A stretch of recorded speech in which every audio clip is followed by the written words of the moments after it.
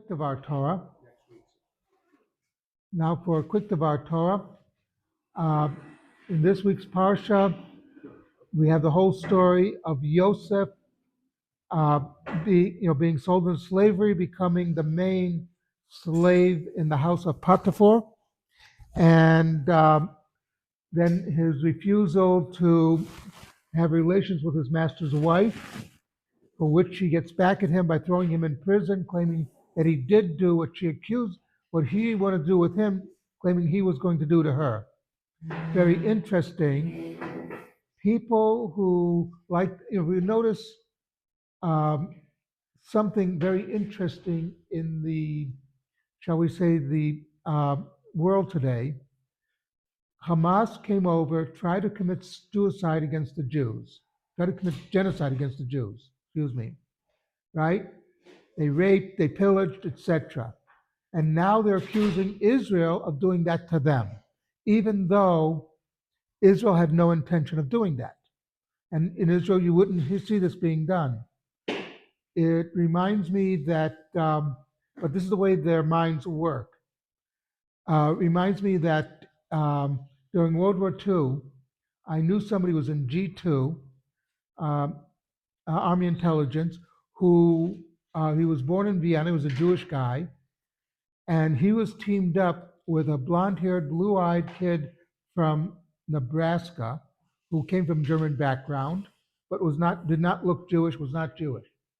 So when they would catch a Nazi, first the front fellow I knew who was Jewish would go in, and he really looked Jewish, had the Jewish hair, etc., and would start off by saying, "Look I'm going to get to you, and I'm going to torture you. I'm going to do this. I'm going to do that."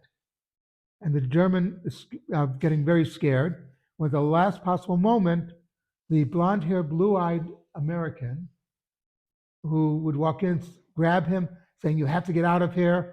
He would drag him yelling out of the room and would tell the German, "Look, you got to talk to me, because if you don't talk to me, he's going to take over and he'll torture you to death."